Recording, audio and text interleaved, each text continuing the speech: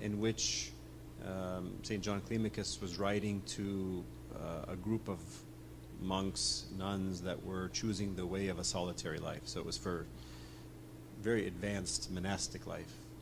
And he describes the spiritual life in terms of a ladder of 30 rungs, 30 steps, reaching from earth to heaven. Now, of course, in our generation, we take all these books that were not meant for us to read, and we read them. And then, of course, we have lots of questions about the severity of some of the things that are in these spiritual classics. But if we read them with discernment, if we take from them some of the principles and apply them to our modern context and to our vocation in life, which is not, let's say, a monastic vocation, or certainly not that of a solitary or a hermit, there are still many principles that we can take from these spiritual classics. So the first 3 steps of the ladder of the 30 are renunciation, detachment, and what's the third one? Renunciation, detachment, of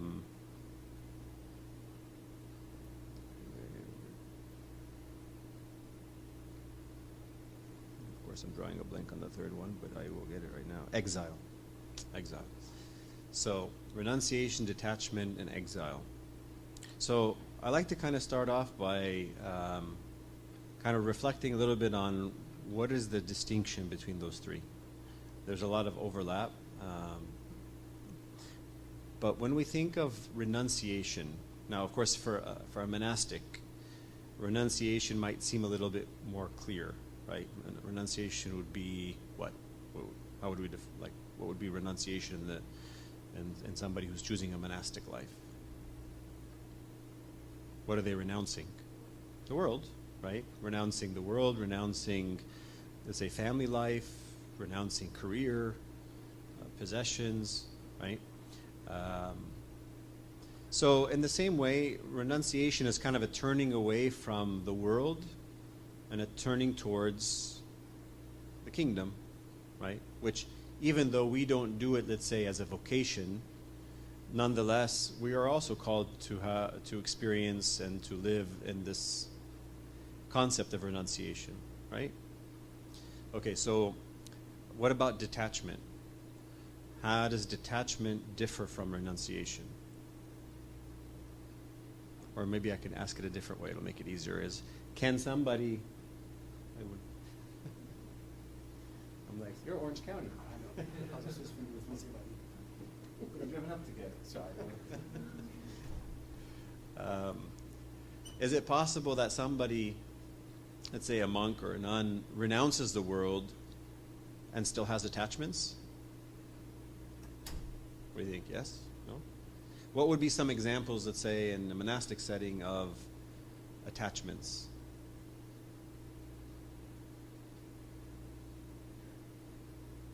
Okay, parents, perhaps they still have an attachment to some relationships. But how about even in the monastery? Obviously, the parents are not there with them in the monastery, but even in the monastery, is it possible that they have a lifetime where they have to struggle against attachments within the monastery? Like what? So, certain passions, okay. But how about even something not so spiritual in terms of like an inner conflict, but how about, can a monastic, let's say, be in a monastery and be attached to a certain person, another monk, another nun, the abbot or the abbess, right? Could they be attached to the work that they've been assigned? Yeah. So you can see that even the monastic person has to detach themselves from a lot of things. Could they be attached to their cell? Yeah. And it could be a struggle for them to leave their cell and go to another cell, or to one part of the monastery, live in another part of the monastery, right? So I'm just trying to kind of get you to think about the difference between renunciation as more of a decision that we make, a turning away from the world and towards the kingdom, and yet once we do that, we still have a lifetime of struggling against attachments, right? Attachments for us, of course, include possessions, honors, titles, service in the church. We can become very attached to a certain service in the church that we forget that we're servants, and so that if for some reason I'm asked to move from one service to another, I'm ready to leave the church. So it shows how much I was attached to not so much being a slave or a servant, but I was attached to a position or a role or something that I built up, right? You find this actually is a huge struggle for monastics, where they work on a project in the monastery. Let's say they have the kitchen, they have the bookstore, they have something, and then the abbot comes and says, okay, now I need you to go do something else. And it's very tough because they built up this thing in the monastery, and now they have to detach themselves from it. So detachment is a really a lifelong struggle against so many interior and external things that we can become attached to. Relationships. I was a couple months ago, we were visiting the convent in Atlanta. That's in Abba Yusuf's diocese. Beautiful, beautiful convent, wonderful experience, very spiritual. And just before that, the abbess that had come from Egypt and was there kind of in the formative years of the beginning of that community, and some of the younger female monastics that grew up in America and chose the monastic life became very attached to this abbess. She was very much a mother figure. And they struggled when she left because they had, established an attachment to this person. So it doesn't take much for us to become attached to things, to persons, to services.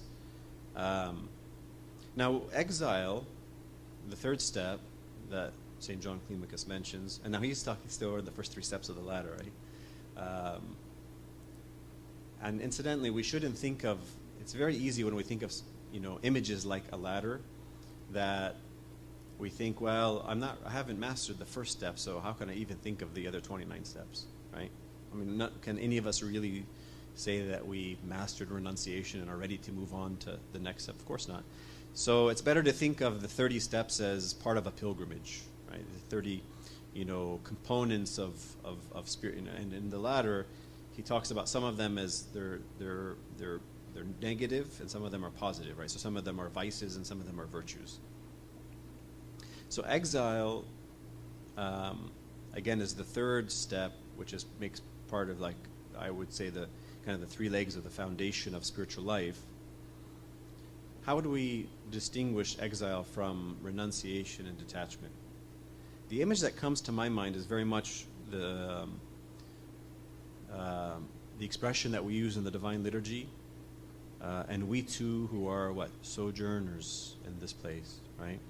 Now we say it, we pray it, but do we really feel like strangers here? And I think exile is when we truly feel like the Israelites felt when they were taken to Babylon. That Psalm 136 that we say in the Compline, by the rivers of Babylon, there we sat and we wept and we hung our harps on the willows, and there they, the people of Babylon said to us, sing to us a song, of Israel, of Jerusalem, and how could we sing a song in the strange land, right? I'm paraphrasing, but the sentiment, right? The sentiment that the Israelites were strangers, and they are longing for their homeland, right? So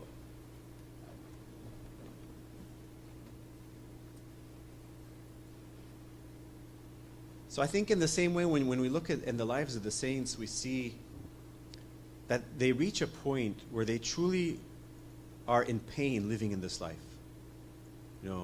They have become such strangers to everything in this world, and they have this painful longing for their homeland, right? For heaven, for the kingdom. And this is the sense of exile. So that's different, a little bit different than renunciation. I look at it as kind of a decision, right? A turning away, a turning towards something else.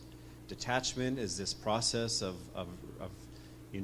relieving ourselves of all of these things that we accumulate and all of these things that we attach importance to that are not part of the kingdom, right? And some of them are good in this life, but they're still not the kingdom, right? Like relationships and things like that. And then exile, which is, again, this sense of painful longing for our homeland, where we feel total strangers in this place, right? So just think of kind of those three, legs of a stool that we build the spiritual, that we need to, build the spiritual life on. So we're going to focus more on the concept of detachment, but there's, like I said, there's some overlap. So again, what are the areas that we need to practice the virtue of detachment? Well, there are a lot of worldly things, right, that we accumulate and that we attach importance to. The obvious are the material possessions, money, fortune, but things like honors, fame, reputations, right, ranks, positions, assignments, services, right? All of these things are potential attachments.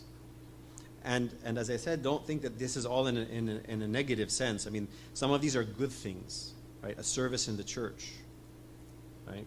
A specific church itself. I can be very attached to a place.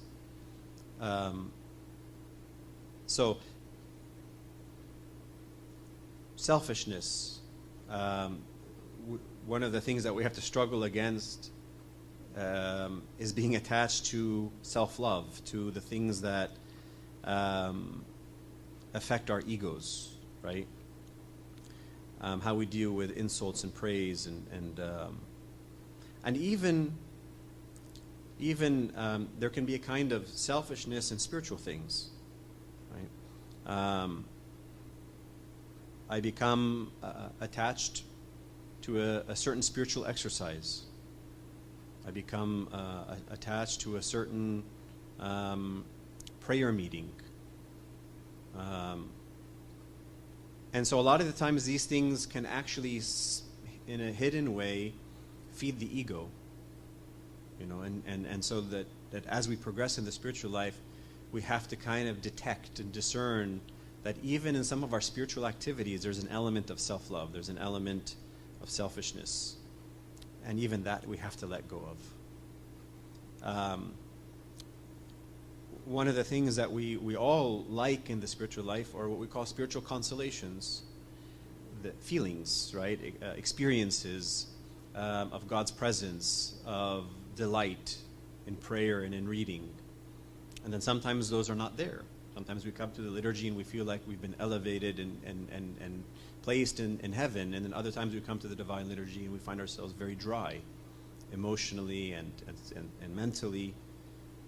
And a spiritual person doesn't attach too much importance to those experiences because they find God through faith in both the consoling or the consolations and the desolations, right? Or if you say the desert is just as beautiful as the garden, right? And so sometimes our spiritual life is more like a desert, and we walk away from our spiritual life. But that's because maybe we're not actually attached to God, we're attached to the experience of God, and they're not the same. They're not the same, right? So a simple example would be when I stand and pray, at any time, in any place, and in any manner, God is present to me. True? True statement? Now, do I always feel the presence of God? Of course not. Do I sometimes feel the presence of God? Do sometimes I feel my emotions participating in prayer, and even, maybe some have had, supernatural experiences of God, visions or ecstasies or something like that. But if I worship God through faith, then God is present to me whether I see a vision or I don't see a vision, right? And therefore there's consistency in my spiritual life. But if I tend to only pray and read and serve when the consoling presence of God is present, then that means that there's a certain element of ego there, or attachment, or self-love. Do you kind of get the concept? Okay. Even in the spiritual literature, they talk about being detached from what they call the vanity that follows obedience, or the vanity that follows really any sort of righteousness. Right? We always have to be on the lookout for the self-righteousness that comes with doing all the right things, right? And even achieving certain spiritual experiences. We always have to remember that we are useless servants, right? We always have to stand before God as beggars, and never feel content that we have achieved something. It's a very dangerous spiritual place to find ourselves in. Okay. I want to relate detachment and love, because everything in the spiritual life should be related to love, as God loves us. As you know, we read in 1 John 4:19, we love him because he first loved us, right? So everything that we do should be based on love. Should not be based on a kind of unnatural or unhealthy fear. But before we I look at this more in a positive sense, I want to say something about what we shouldn't think of detachment as, like what detachment is not, before we say what detachment is. Because when we think of detaching ourselves, it can have a kind of very negative and extreme connotation of self-denial, mortification, asceticism, all of these things, which can sometimes present itself as this strong dualism, right, between the spirit and the body, or between God and the world. And we have to be very careful there, because, you know, the one thing that we begin the scriptures with, in the very opening chapters of Genesis, is that God creates, and when he creates, he sees that what he creates is what? Good. Right? So the goodness of creation is always has to be like an important aspect of what we're talking about. If we look at the world as bad or evil, we fall into one of the many early heresies of the church, because there were a lot of heretics early on in the church who presented this kind of dualism, right? There's the good and evil, and evil is everything that's in the world is evil, and the spiritual world is what's good. And therefore you have to fight against the flesh, you have to renounce everything in the world, because that's all evil, so that your spirit and your spiritual life can experience the true goodness. But God is not in competition with his own creation. And that's a very important point. God is not competing with his own creation. Creation comes out of his word, out of his hands, out of his handiwork. And he saw that it was good. So we have to be, again, really careful that when we talk about detachment, we don't create this dualism, right? This dualism of body and soul, or this dualism between God and creation. Everything is good. And everything is a means of experiencing the goodness and the love of God, including our bodies, including the creation. So that's a very kind of like important thing always to keep in the background when we talk about anything that has an element of like mortification or asceticism. We can immediately conjure up these negative images of the body or of the world. So it's not so much a rejection of physical things or the body. It's more of an appreciation of their proper place in relationship to God. It's not so much the object itself that's the problem, it's the heart, right? And it's the disposition of the heart that makes something an attachment that is unhealthy or dangerous in the spiritual life. It's not the thing in and of itself, right? And that's the distinction, is that the thing is not good or evil.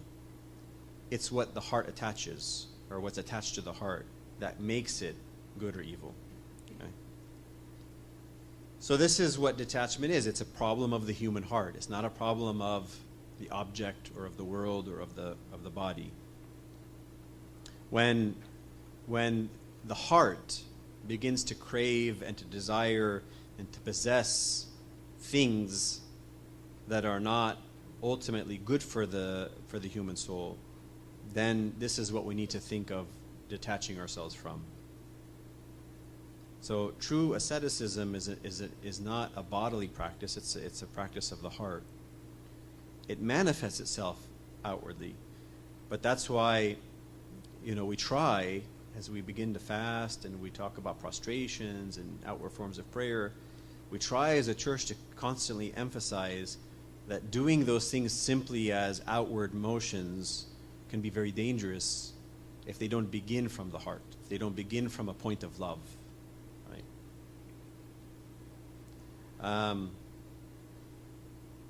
Another way is to look at it is that detachment is an experience or a reaction of one who has tasted and glimpsed the goodness and beauty of God, right?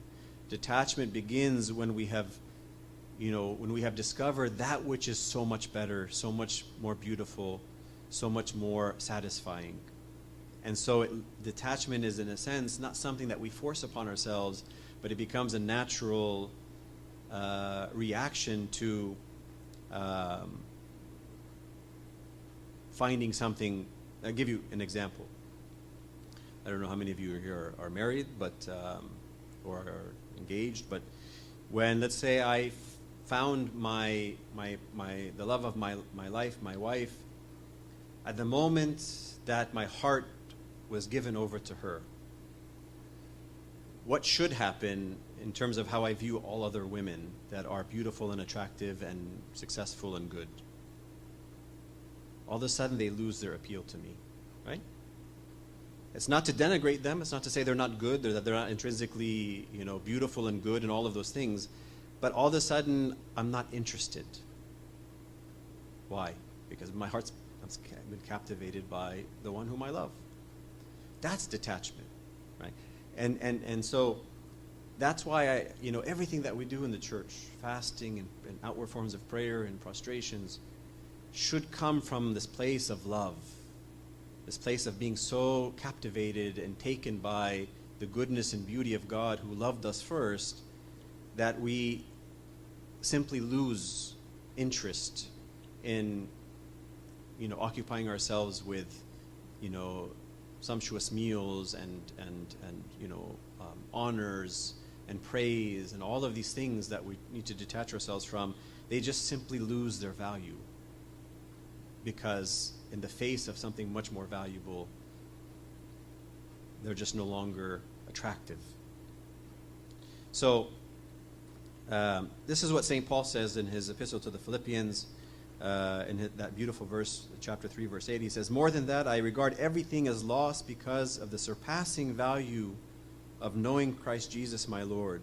For his sake I have suffered the loss of all things, and I regard them as rubbish, in order that I may gain Christ." Right? The surpassing value of knowing Christ Jesus. Everything else becomes like rubbish. Right? That's why when you read the lives of the saints, it doesn't seem, yes, they struggle and they force themselves to do certain things, but it comes from this place of love. It comes from this place of joyful giving. I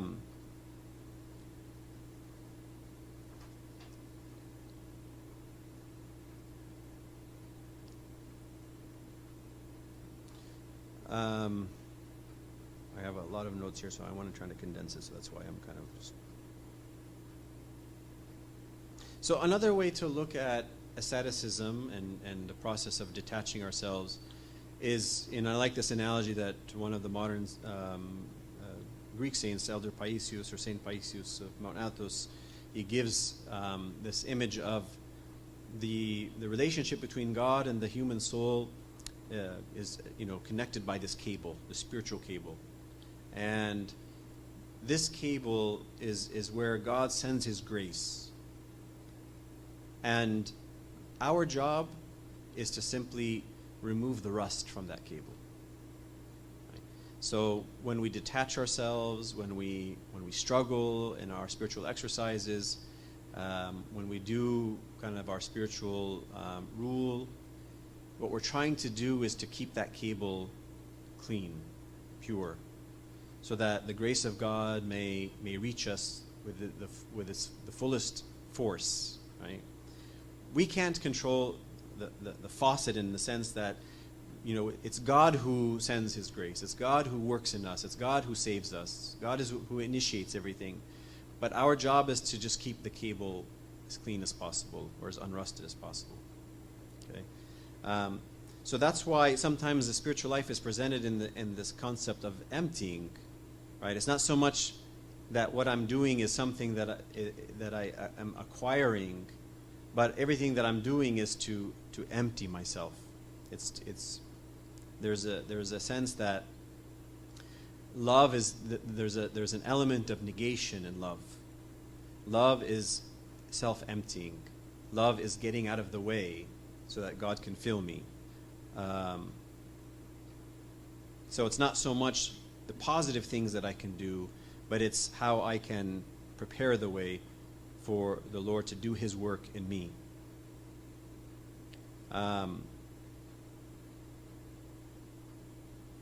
The word anxiety comes from a Latin word which means a narrowing or like a choking.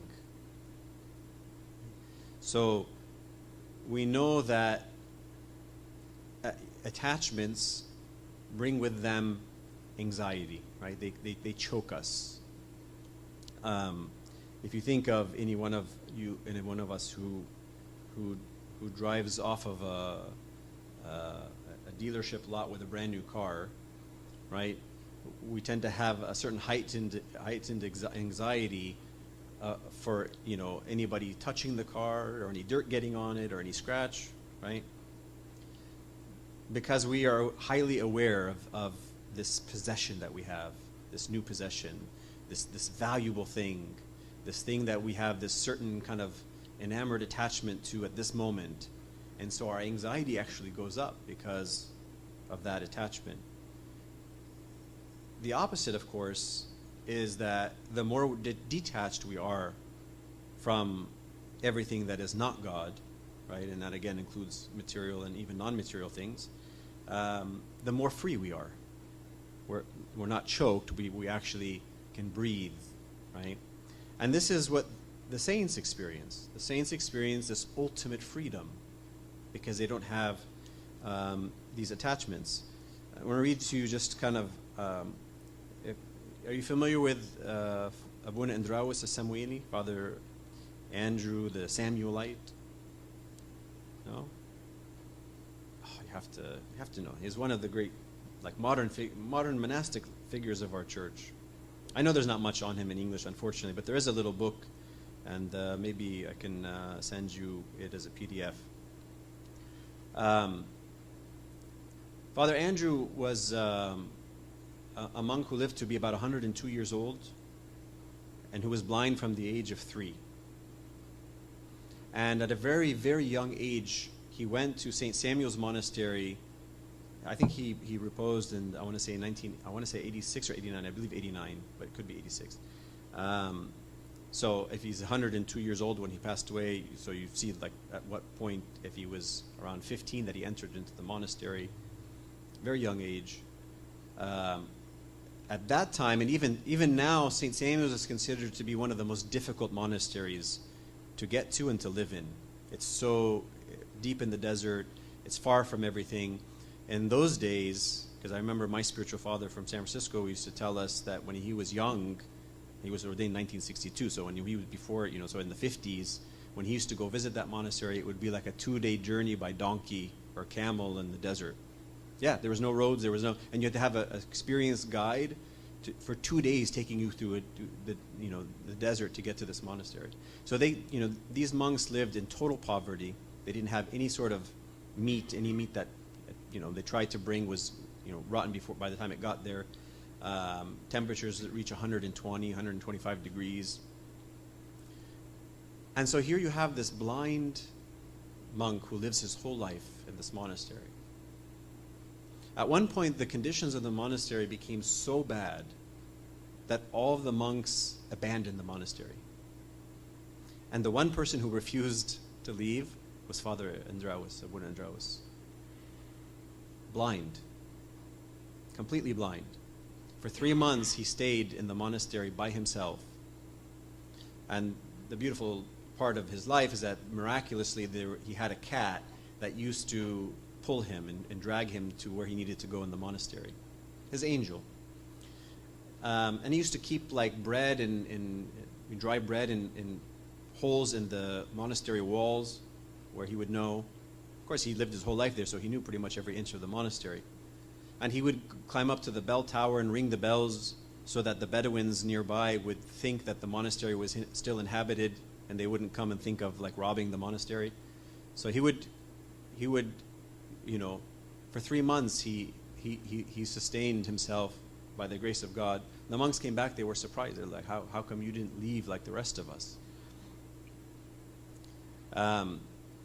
That's just by way of introduction. So his story is very beautiful. And when you see his picture, his face, you truly see that of an angel, this beautiful, beautiful, just like thick white beard. And anyways, you have to look him up on the internet, or I can show you pictures of him afterwards. Anyways, I want to read to you just part of what his biographer said about him in terms of detachment. All of that was just to read this one quote. He says, "He never expressed his liking for a certain kind of food, nor did he reject any dish offered to him. He never asked what he was going to eat on any day, nor did he grumble even once concerning the food prepared for him. Rather, he was always thankful and pleased because his stomach had no influence upon him." When in the last couple of years of his life, he was in a hospital in Alexandria, and that's how a lot of people started to hear about him and go to him and ask for his prayers. And the owner of the chief, like medical officer, or the doctor of the hospital, it was a Christian hospital, became so close that he was one of the ones that wrote his biography. And he would say that in those days, now here he's now approaching 100 years old, over 100 years old, and they would come to him in the hospital and they'd say, "Abuna, what can we make you to eat? Yeah, what would you like to eat this evening?" And he would say, "Everything is good." And they say, "Yeah, everything is good, but okay." And they would offer him 2 or 3 things. They say, "Just make our lives easy. Just pick something. Here you are. You're sick. You're old in age. Let us just give you something that." And he would say, "Everything's good. Everything's good." And he would refuse, not because he was trying to be difficult, but he really got to a point that he was so detached from desiring any kind of food that he really had. There was no distinction for him between food A, food B, and food C. He simply mastered that attachment to liking any certain kind of food. And it's not just only in food, in everything. Some of you know from our diocese, Father Mark Paul from the Brotherhood. So he grew up in Minya, close, and so he used to go to that monastery. A lot of, as a matter of fact, he's there right now for like a retreat, and so he grew up visiting that monastery for summers, and so he knows many of the fathers there and some of the older monks that knew Abuna Andraus. So they told him about how they would test Abuna Andraus. He was so detached from everything that they would to prove like what height he had reached of detachment, the monks would play little games, right? So one of the monks, for example, would go, they would find Abuna Andraus sitting for hours by himself quietly in some corner in the monastery, and they would go to him and they would say, and the other monks would be watching, right? And they'd say, Abuna, come with me, we're going to go to the church to pray. And immediately he would get up and start following. And then they would say, no, Abuna, we're not going to go to the church and pray, sit down. And he would immediately sit down. And then they would say, Abuna, let's go eat something. And he would immediately get up to go. And then you say, no, Abuna, you're not going to eat today. And he would immediately sit. And they would do this over and over again. And he had no agitation, he was like dead to a will towards anything in this life. Now, it's an extreme example of somebody who reaches a very high level of spirituality. But, they said that he was constantly smiling. He was living with the angels. He lived in such joy, in such freedom, because he had died to everything in this world, even whether he would eat today or not eat today. So I tell you a little bit about him as a saint because detachment is closely tied to freedom. The more that we practice detachment, right? And that's, again, why I think it's very important in the fasting period to, I'll tell you a story, a personal story. We'll go away from the notes a little bit, make it a little more humorous. So my 40 days, I don't know if Buna has experienced in his 40 days.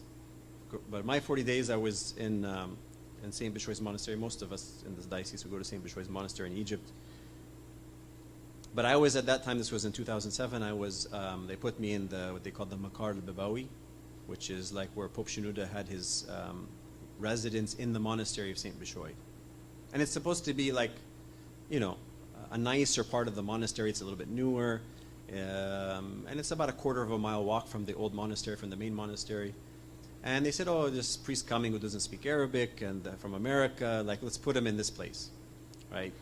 And I was the only person there. Usually any visitors from other churches or anybody who's coming for a conference with His Holiness, they have these nice buildings with rooms in them. They would put them there, and often they would have conference rooms and church. They have little chapels they pray in. But in this time that I was there was nobody there. So it was just me and some of the workers, and there was a little zoo with animals, right? And some really scary dogs. Yeah, the dogs were, I don't know, Abuna, if you ever saw those dogs. They're actually really, really scary dogs. And the monk told me when he says, don't worry, as long as you're wearing the black robe, they won't attack you. They'll only attack if you're like a layman. So, but of course, when I'm coming back late at night, and I'm going through the gate and I can hear them and see their eyes kind of out in the distance, and I'm just like, I'm wearing a black robe. Please be merciful. Anyways, so the cook, of course, they have a cook for that facility or that residence of the Pope, apart from the main monastery where they have other cooks for the other guests, and there are other priests that are there doing their 40 days, priests from Egypt. So the first day I come back from it was first day of Lent. So I was ordained on a Sunday, and then I went to Egypt on a Monday, which was the first day of Lent. So it's no fish, no nothing. So first day I come out of liturgy in Lent, so the liturgies there end a little bit late. And I go to the kitchen, I'm hungry, and, there's just one pot that, his name was Amesheker, wonderful, beautiful man, was making, because it was just me and the workers that were there. So what are we having today, And it's something called nebit. I don't know if you guys have ever heard of nebit. I had never heard of it until that trip. It's basically like fool soup. They put the beans, and it sprouts in the water, and then you're supposed to enjoy that, right? So, what's next to the soup, or what's after the soup, or what comes before the soup? No, it's just you could have as much nebit as you want, but it's nebit. So, I don't really want nebit, right? I'm coming from America. I'm kind of used to choices, and so the first day I'm like, okay, well, maybe tomorrow, Second day I come back. Oh, look, it's nebit, right? Maybe after 3 days, when the pot finally is emptied, they do something else, but it's one thing. It's either soup or beans or, and maybe, some sliced tomatoes as a salad on the side. So the first couple of days, as a Westerner, as a spoiled Westerner, you're kind of revolting a little bit inwardly. You're like, I'm not really gonna eat this. Like, this doesn't sound very good. But then you start getting hungry, right? And then at some point, there's a process that takes place where you realize you're not gonna win this, right? And so you make a transition, and you say, you know what? Let me just give my body what it needs. Like, why am I thinking about what I'm enjoying or not enjoying? Like, why does that matter at this point? Like, I just need to give my body what it needs so I can function. Once that switch happened for me, I'm embarrassed to say that was probably the first year I actually felt that I fasted. Because I experienced a certain freedom and a certain appreciation for food and a certain distance from the love of food that I don't think I've ever experienced before that. And so for me, it was like, oh, this is what fasting is supposed to be. This is how we're supposed to fast. It's about eating what's available and being thankful for it and giving your body a little bit of what it needs so that it can function, and just not thinking about food, not desiring food, not making food the goal of your life, And we might think that we don't make food, but when you have an experiment like that, you realize how attached you are to certain tastes, right? I mean, think about all of us that would be honest with ourselves. Sunday after church, unless, I don't know if you have like a nice Arabi meal after church, but let's say, you haven't eaten yet, and you're with your family, your friends, and you say, oh, let's go eat something. Where does the discussion go from there? Where do you guys want to go? Yeah. Well, how about sushi? Well, I'm kind of in the mood for Thai food. Oh, I'm really in the mood for a pizza. And then you get into this discussion, and because at the end, you're going to go and eat what your body desires. You're not going to go eat what it needs or what will suffice, but you will probably go eat what it desires, right?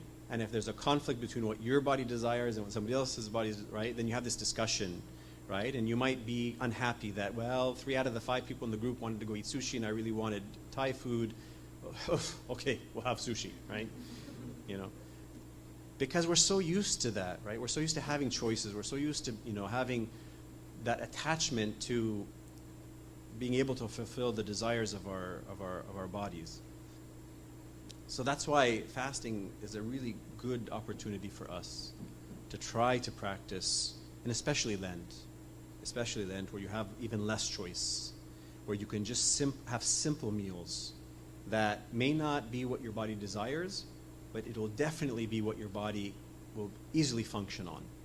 And once you love that concept, accept that concept, you will experience a certain freedom, right? And Abu Nandrawas gives us a lifetime of achieving this, and what joy and what freedom does someone like him experience? Okay, so how are we on time? What time? I'm supposed to finish by 8? Okay. Let me just mention, what are some of the specific harms that attachments cause us in a spiritual sense?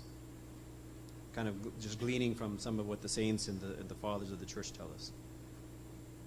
Number 1, it dims our vision, our spiritual vision.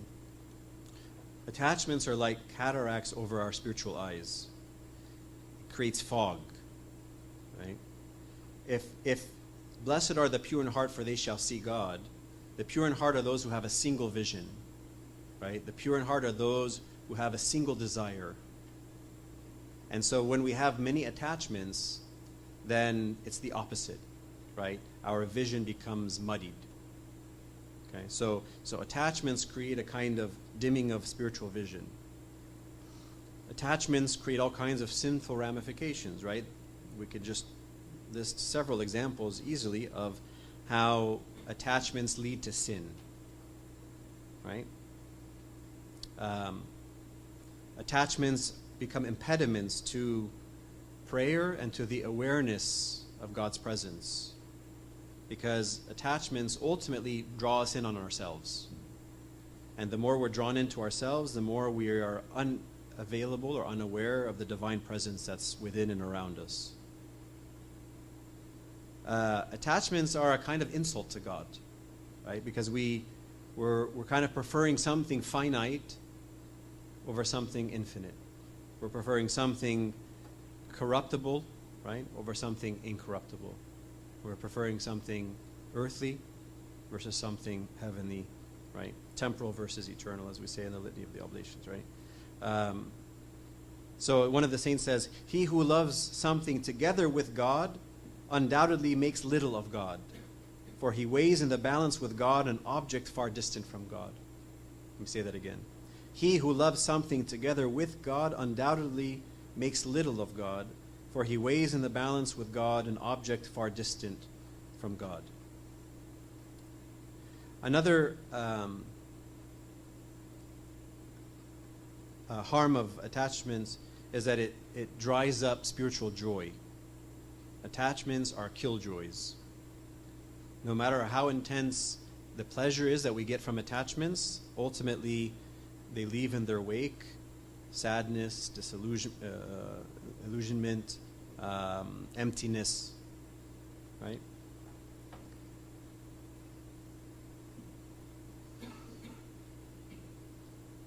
And even we can say at the psychological level that attachments drain our psychological energy, because we tend then to be overstimulated by our senses, and this affects our spiritual well-being, right? As we often have, I'm sure you've heard many times in the church that the senses are like the doorways to the gateways to the soul. So when the senses are overstimulated and overindulged, right, they drain us. They leave us fatigued spiritually and even psychologically. Maybe we'll stop there. And if you have any questions or comments or anything you want to share, if anyone would like to add something.